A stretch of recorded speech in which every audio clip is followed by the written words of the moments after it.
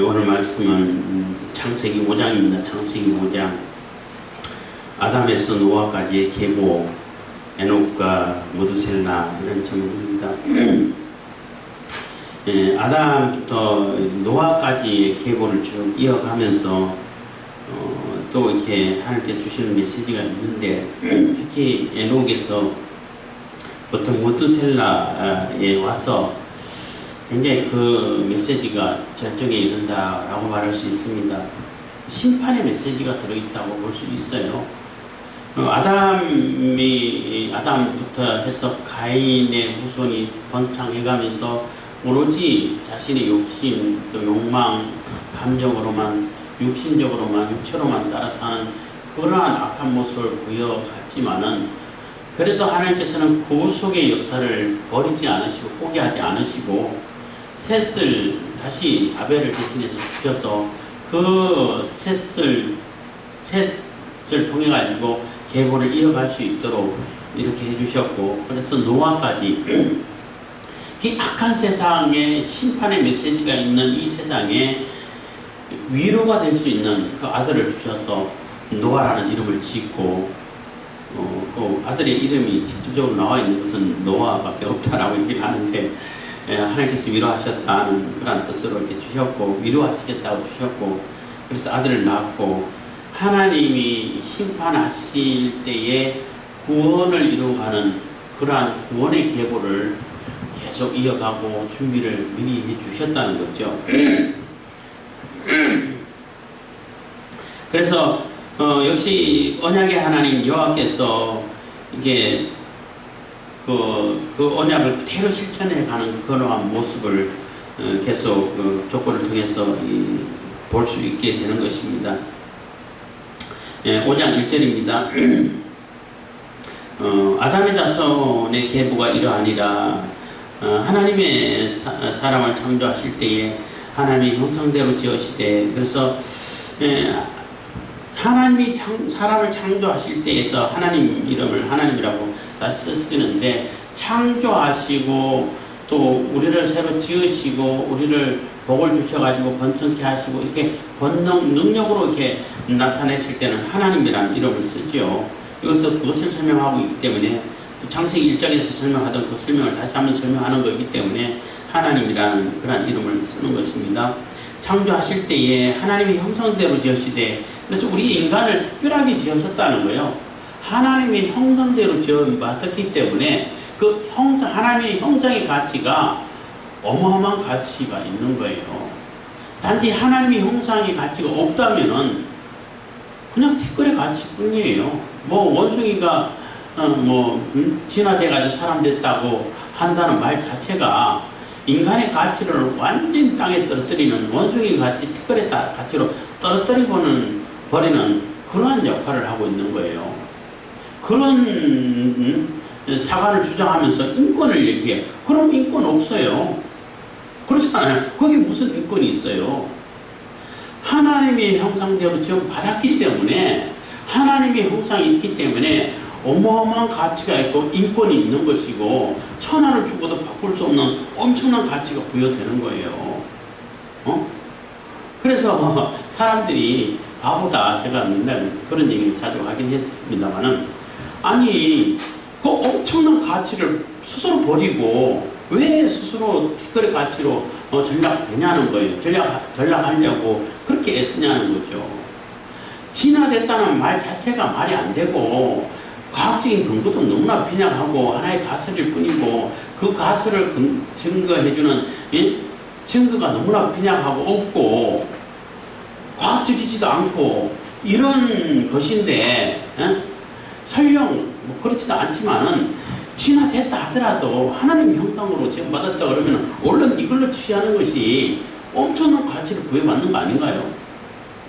내 가치가 천하보다도 더 귀한 가치로 격상되는데 왜 그것을 스스로 버리고 원숭이가 진화됐다, 왜 그런 주장을 하게 됐냐. 제가 생각할 때 그런 생각이 들었어요. 왜 원숭이가 진화돼서 사람이 됐다라고 주장을 하냐면은, 그래야 사람을 마음대로 그릴 수 있거든. 왜냐면 가치 없는 거야. 소모품. 북한에서 뭐 얘기하는 것처럼 완전 소모품이에요.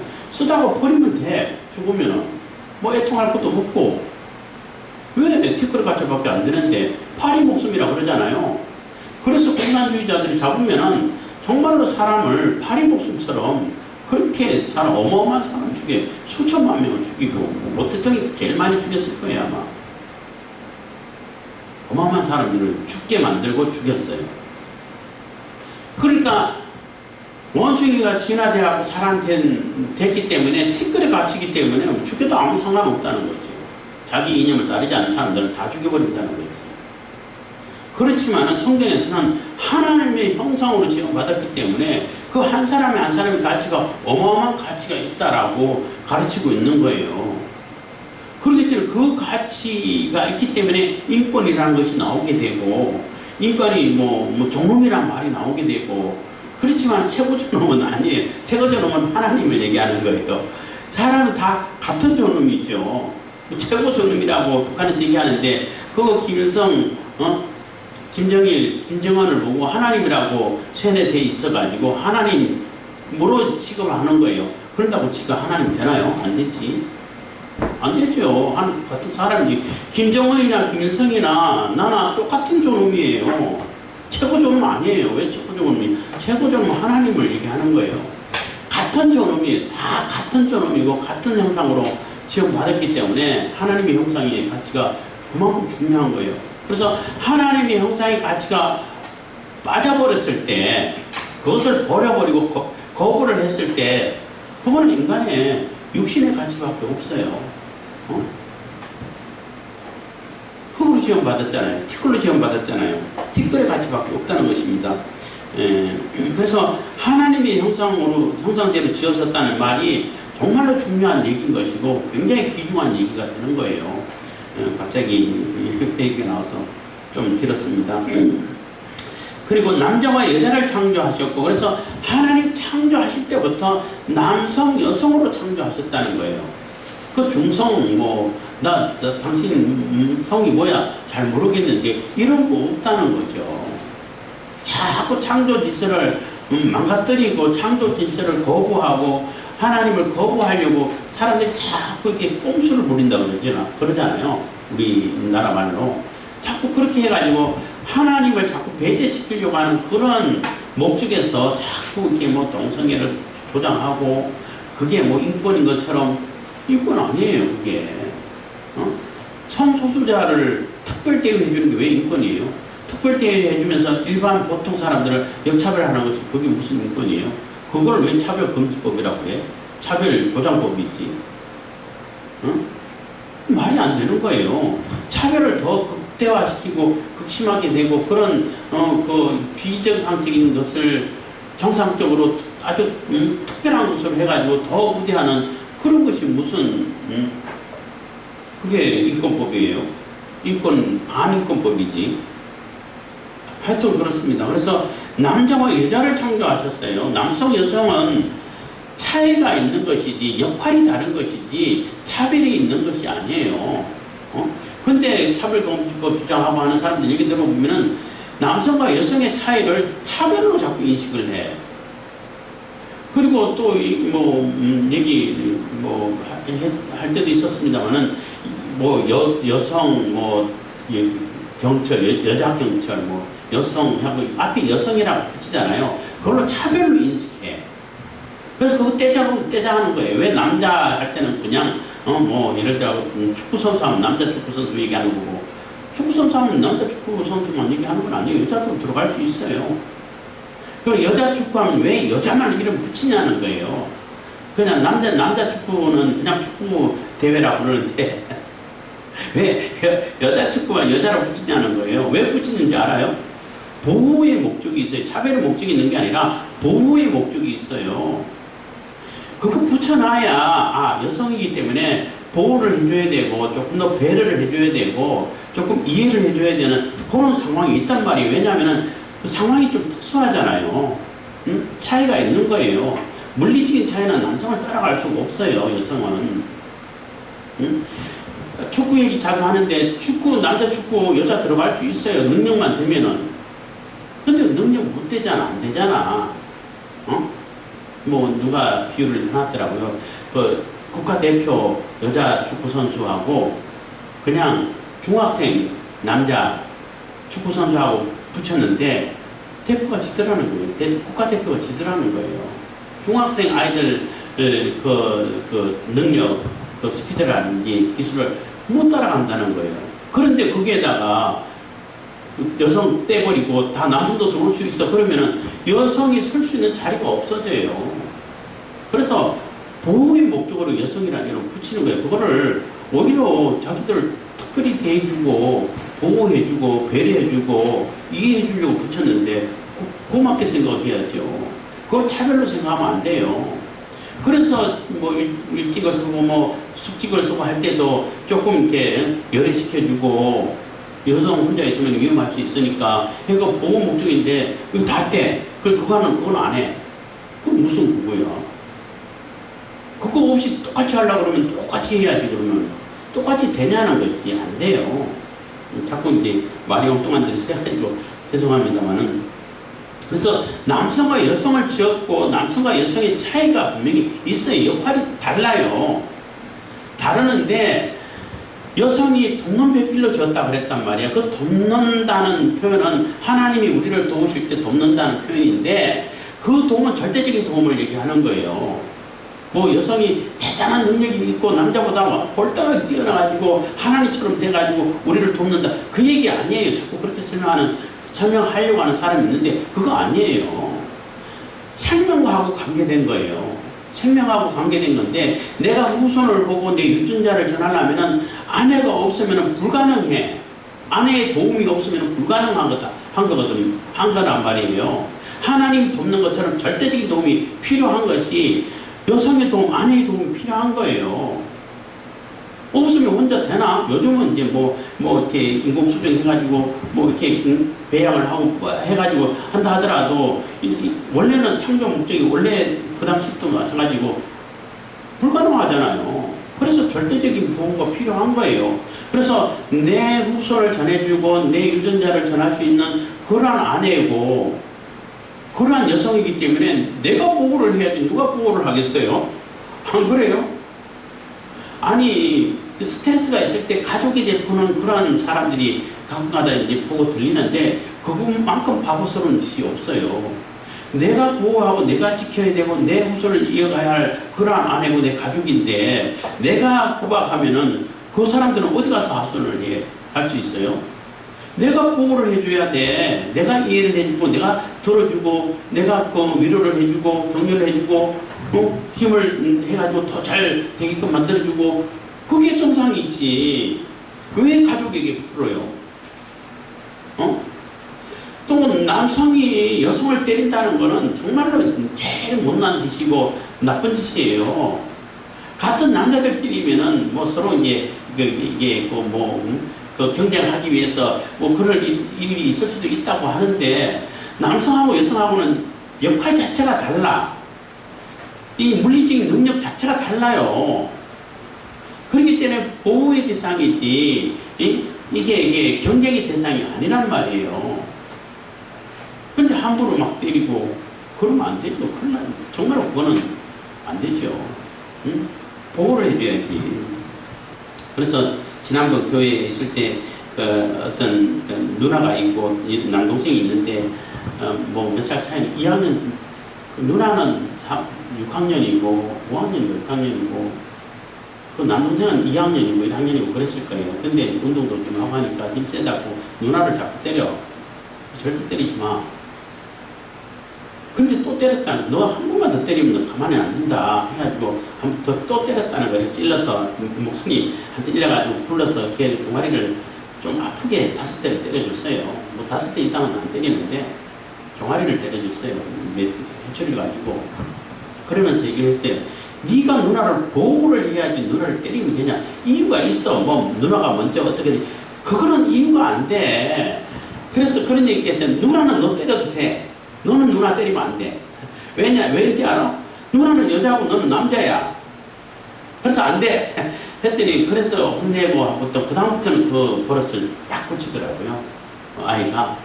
그래서 참 얘가 알아듣는 귀가 있구나. 이렇게 해서 참 이렇게 고마웠는데, 오히려 내가 고마웠는데, 그렇게 때리면 안 돼. 어떻게 똑같이 상대가 될 수 있어요. 그렇기 때문에 그런 남성과 여성의 차이는 분명히 있다는 것을 인정해야 돼. 남성도 인정해야 되고 여성도 인정해야 돼요. 그리고 요즘 미국에서 자주 일어나는 남성이 여성으로 선전환 해가지고 여성 대회 참여해가지고 1등으로 싹 썰어버렸어. 수영대회 한참 논란이 됐잖아요. 그거는 반칙이죠. 성전환을 했으면 성전환 한 사람의 대회를 따로 만들어야지. 에? 따로 만들어야지. 남성으로 얼마 전까지 남성으로 있다가 갑자기 나 여자야 하고 여자 대회에 참석하는 게 말이 되냐고. 그런 바보짓은 왜 하냐는 거예요. 참여시켜주면 안 되고요. 순수한 자연적인 여성, 자연적인 남성, 나 뭐 성전했어 그러면 성전환하는 그 대회를 따로 만들면 되지. 거기서 경쟁을 하라는 거예요. 근데 그거는 안 하고 나 여성이야. 그러면은 가장 피해보는 것이 여성들이에요. 사실은. 나는 내 생각으로는 몸은 남자인데 내 생각에는 나 여자야. 여자 화장실 갈 거야. 여자 목욕탕 갈 거야. 그래도 된다는 거예요. 미국에서는 또 외국에서는. 그러면은 누가 피해를 보냐고. 여성들이 보는 거예요. 그러니까 페미를 주장하고 여성 운동하는 사람들이 저 바보 아닌가 이런 생각도 들더라니까. 자신들을 보호하기 위해서 그렇게 명칭을 붙여주는데 하여튼 말이 좀 제가 흥분한 것 같아요.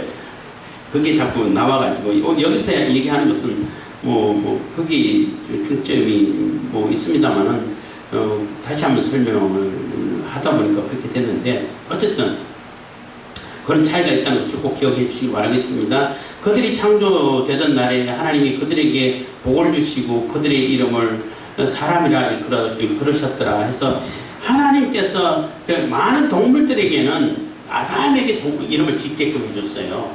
이름을 짓는다는 얘기는 그만큼 권리가 있다는 얘기예요. 통치권이 있고 주권이 있다는 얘기예요. 가족을 얘기하면 친권이 있다는 얘기예요. 그래서 아빠, 엄마가 이름을 지어주죠. 근데 아담에게는 하나님이 이름을 지어주셨어요. 그러니까 하나님이 사람들에게, 아담에게 주권과 통치권을 가지고 계시다는 거예요.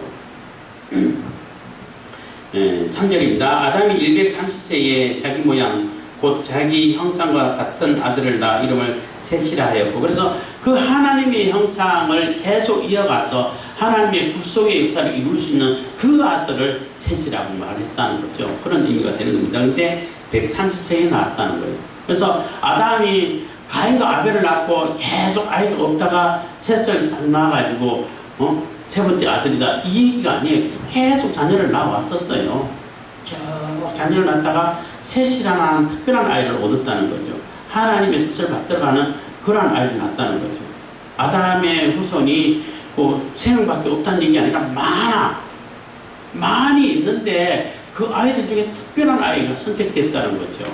그래서 창세기에 나오는 그러한 족보가 구속사에 필요한 사람들을 이렇게 발췌해가지고 적어놨기 때문에 정확하게 이것 따지면 한 6,000명 가까이 돼요. 아담부터 이렇게 지금까지 쭉 하면은 노아 혹시 이전까지 하면은 6,000년 정도 된다고 얘기를 하는데 반드시 6,000년이라고 말할 수는 없어요. 그래서 6,000년에서 1만 년 정도 되지 않을까 이렇게 얘기를 하는데 그렇게 계산을 합니다. 어쨌든 특별한 아이를 얻어서 하나님께 주신 아이로 그 아이를 셋이라고 이름을 졌다는 것입니다. 4절입니다. 아담이 셋을 낳은 후에 800년을 지내며 자녀를 낳았으며 그 후로도 계속 아이를 낳으면서 자녀를 낳았다는 겁니다. 그가 930세를 향수하여 하고 죽었더라. 930세입니다. 셋은 105세에 에노스를 낳았고 에노스를 낳은 후 807년을 지내며 자녀를 낳으며 자녀를 계속 낳았다는 거죠. 그가 912세를 향수하고 죽었더라. 그래서 900년이 다 넘어. 이게 과연 가능할까 이렇게 하는데 창조과학에서 연구를 하고 설명할 때 지구 환경이 지금 환경하고는 너무나 차이가 나고 바뀌었다는 거예요. 그때 환경 그대로라면 충분히 가능하다는 거죠. 그러니까 오존층 위에 물층이 있어가지고 유해 광선 다 흘러주고 자기장이라고도 있어요. 있대요. 그 자기장이 굉장히 활발할수록 생명력이 뛰어난데 그때하고 지금하고는 너무나 큰 차이가 있고 자기장이라든지 물이라든지 환경 오염이라든지 이런 걸 다 따지게 되면은 그때 그 정도 거의 1000년 가까이 사는 것이 어렵지 않다라고 얘기를 해요.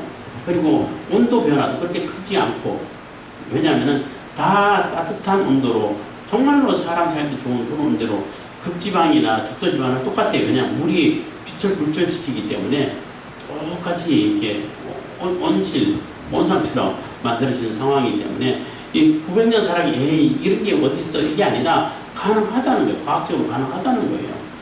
그 정도만 이해하시면 되겠습니다. 9절입니다.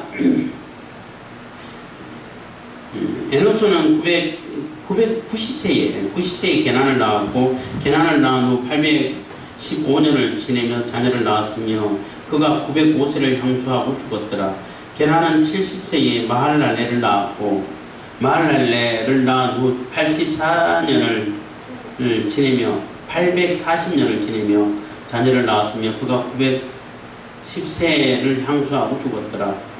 마할랄레는 65세에 야렛을 낳았고 야렛을 낳은 후 830년을 지내며 자녀를 낳았으며 그가 895세를 향수하고 죽었더라. 야렛은 162세에 에녹을 낳았고 에녹을 낳은 후 800년을 지내며 자녀를 낳았으며 그가 962세를 향수하고 죽었더라.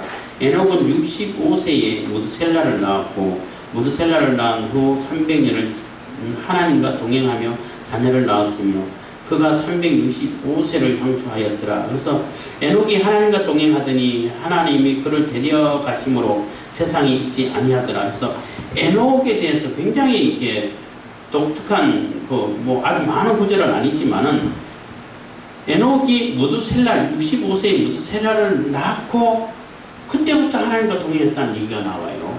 그래서 무드셀라라는 이름을 어떻게 해석하느냐에 따라 가지고 그 메시지가 좀 달라질 수 있는데 에녹은 가르치다, 전파하다, 증언하다, 교수하다 교수하다 이런 의미인데 에녹이 무드셀라를 낳고 히브리서를 보면은 히브리서가 유다서라고 히브리서가 아니고 히브리서도 나오는 것 같았는데 유다서 1장 14절 15절을 보면은 유다서가 맞아요. 유다서 1장 14절 15절을 보면은 굉장히 사람들에게 전파하고 전도하고 다녔다는 그런 얘기가 나와요. 무엇을 전파하고 하나님의 메시지를 전하고 다녔을까 한데 다른 정보가 없기 때문에 무드셀라라는 그 이름 아들이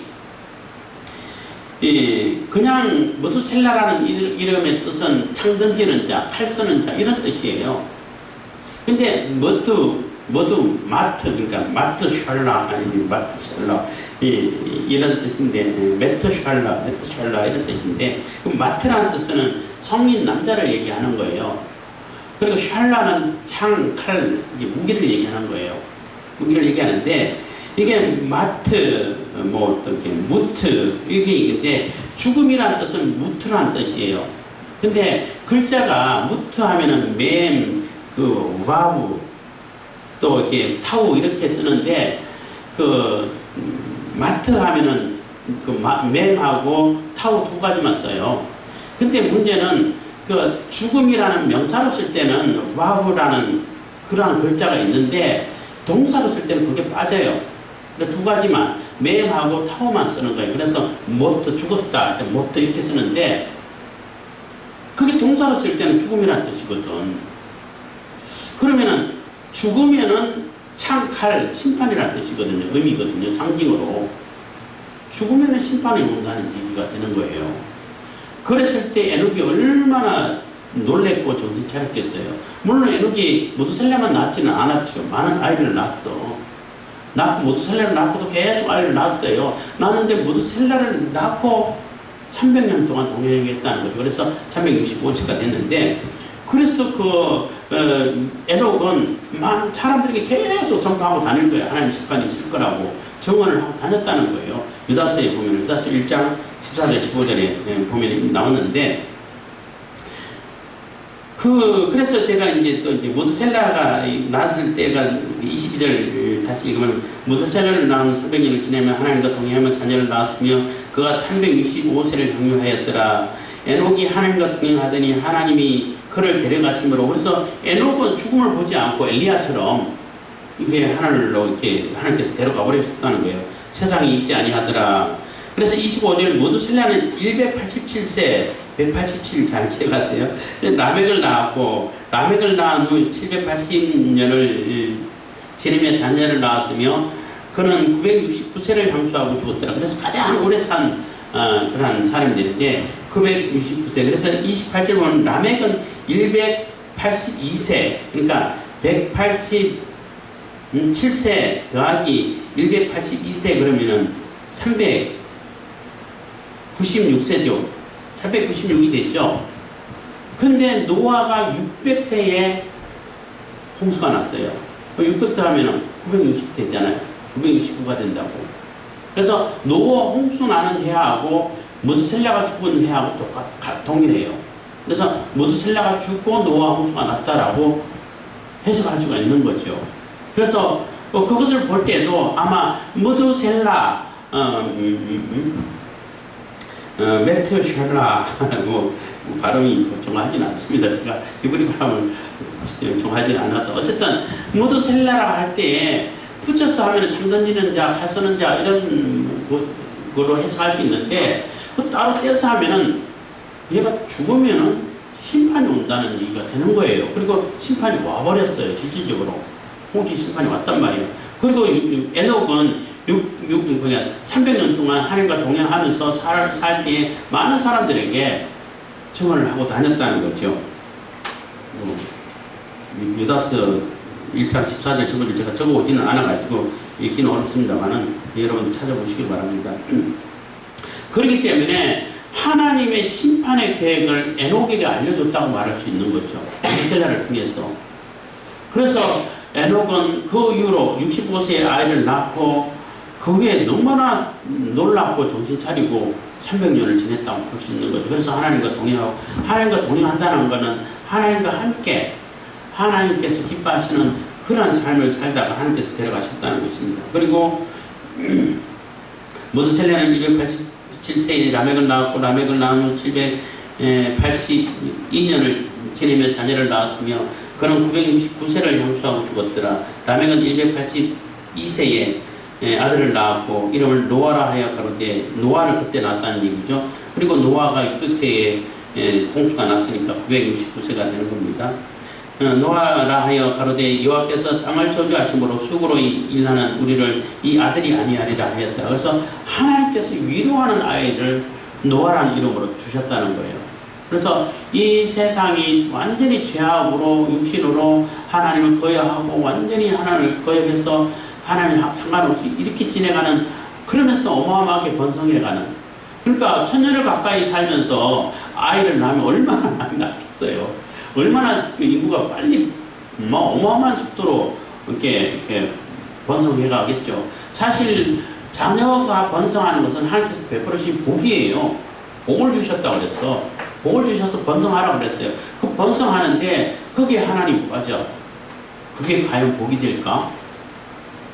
저주가 된다는 거예요. 아이를 번성해가는 것은 복인데 그게 하나님의 복이죠. 하나님이 빠져버리면은 그것이 재앙을 초래한다는 거예요. 심판을 초래한다는 거예요. 그리고 제가 이제 중학교 다니고 고등학교 다닐 때도 생각했던 건데, 아인슈타인이 몇 년 살았죠? 80년 살았나요? 80 몇 세 살았을 거예요. 근데 그 천재라는 아인슈타인이 그 일생을 100년 못 되는 일생을 살아갈 때에도 어마어마한 이론을 만들어내가지고 만들고 엄청난 인류의 발전에 기여하는데, 만약에 그런 사람이 1000년 가까이 산다 그러면은 그 발달하는 속도가 얼마나 대단하겠어요? 야, 정말 대단하겠다. 그래가지고 노아 홍수 이전에는 굉장한 그 과학이 발달됐지 않았을까 이런 생각을 했어요. 그리고 그 잡지를 보다 보면 그런 얘기도 막 나오고 하는데, 아마 그랬을 것 같아. 그리고 지금은 초고대 문명이라 해가지고 우리 세대의 문명이 아니라 고대 문명인데 아마 노국수 이전의 문명이겠죠.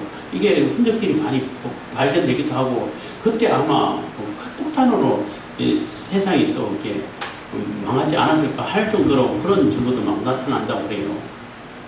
그래서 그때는 아마 에너지 자원이 지금은 에너지는 화석연료 쓰고 뭐 이렇게 하는데 많이 흔적이 남잖아요. 뭐 남은 플라스틱 만들면 썩지도 않고 이렇게 하는데 그때는 환경 오염도 안 되고 또 이렇게 흔적도 잘 안 남는 정말로 좋은 에너지 자원이 있지 않았을까. 지금 우리가 모르는 그런 에너지를 쓰지 않았을까. 그래서 정말로 친환경적인 그러한 기구를 만들어 가지고 아주 뛰어난 과학이 발달되지 않았을까 이런 생각도 뭐 막 해보고 있어요. 어쨌든 간에 그런 거는 전혀 뭐 나오지 않기 때문에 뭐 이렇다 저렇다 단정적으로 말할 수 없지만은 상상은 해볼 수 있다는 거죠.